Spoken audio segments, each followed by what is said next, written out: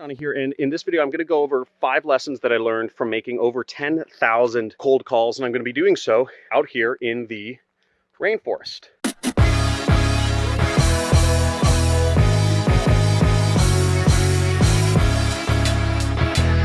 Hey, John Cristani here. Now, my first job out of college was a telemarketing job. It was where I had to do cold calls. I had to call people that had businesses that had websites, and I'd offer them SEO services, basically charge them $1,000 a month to help them get ranked higher on the internet. Now, the lessons that I learned from making all these cold calls was plentiful, and this was actually one of the best experiences that I ever had in my life in terms of developing myself in my career, even though that I didn't end up going into sales. Now, the first lesson that I learned was that you learn by doing. I went through every single book, every single course on sales that you could possibly go through. Zig Ziglar, Tom Hopkins, Tony Robbins, Grant Cardone, Jordan Belfort, everybody. And no matter how many courses I went through, no matter how many books I read, it doesn't make you better. The only thing that made me better was actually doing and doing and doing over and over again. Just coming into my job after reading and taking a lot of courses, it doesn't make you good.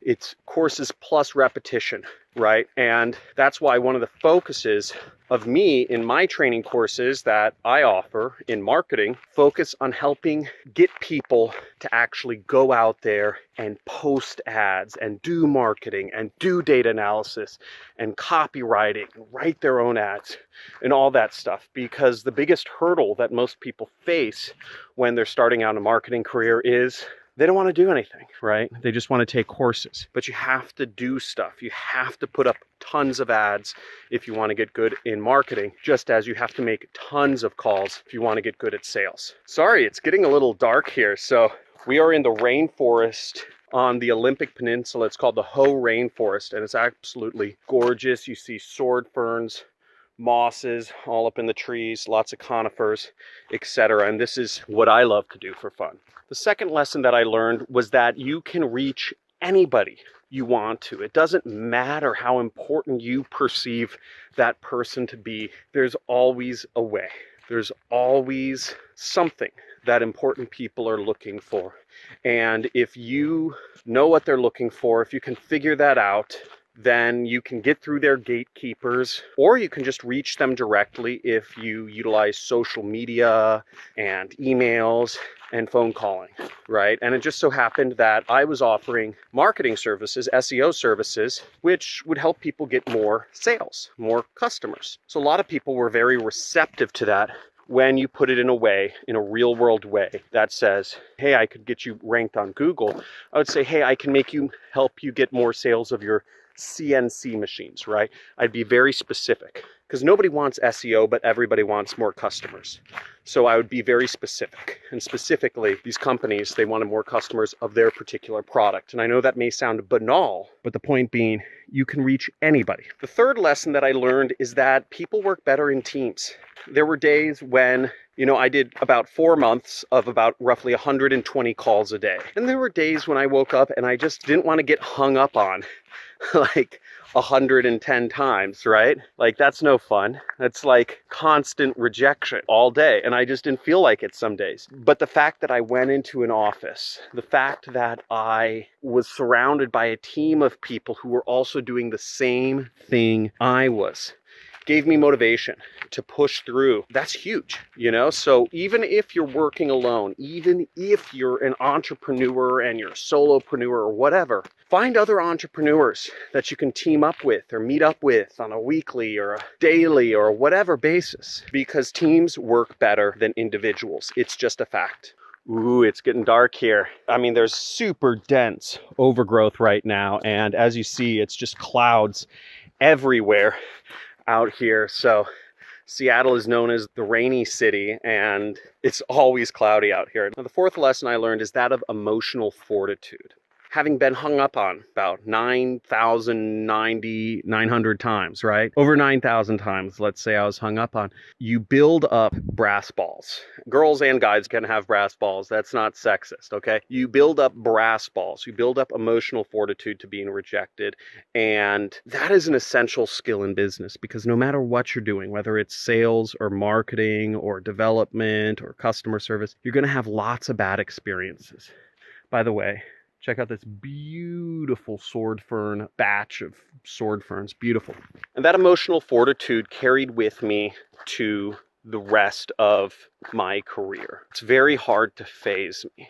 You know, I've been in the middle of starting a new part of my business on TV ads. To get profitable, I had to lose almost $700,000 to get to the point where I'm profitable. In my case, profitability means scaling up to over $1 million a month in profits, which is, you know, very hard. But in TV's case, it's kind of a winner take all. You're either doing nothing or you're making lots of money. So it's very hard to scale up to that point.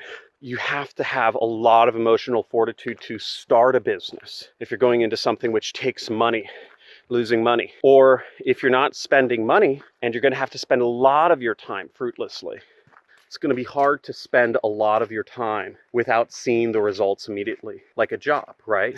In a job, you get paid no matter what.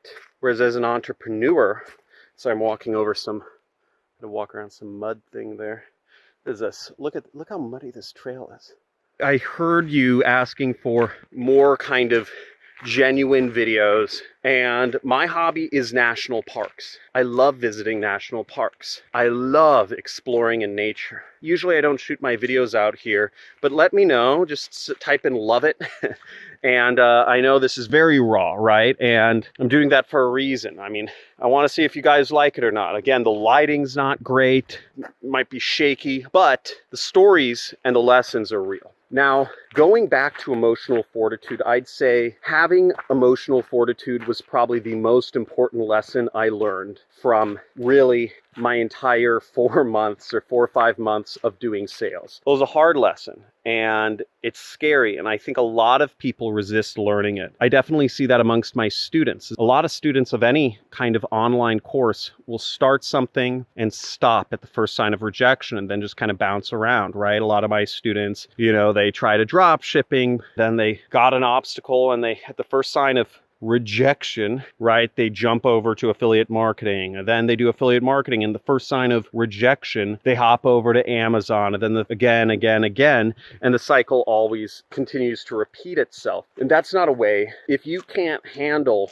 the emotional, just, you know, withdrawal from wasting time or wasting money, then you're never going to succeed in business, right? I spent a year and $700,000 trying to get one marketing campaign up on TV, right? Took a long time, but the payoff is monstrous, right? As tall as that tree.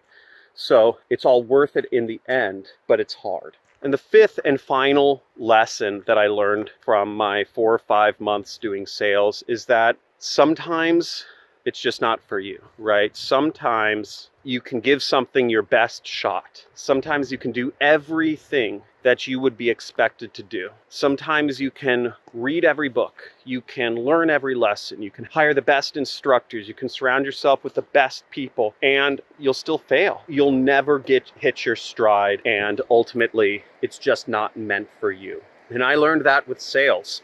I'm gonna take off my backpack. I got my book, my hammock in here. Here we are up against the Mount Olympus, or Mount Olympia is right over there up in the clouds. It's one of the tallest mountains in the US. It's a volcano.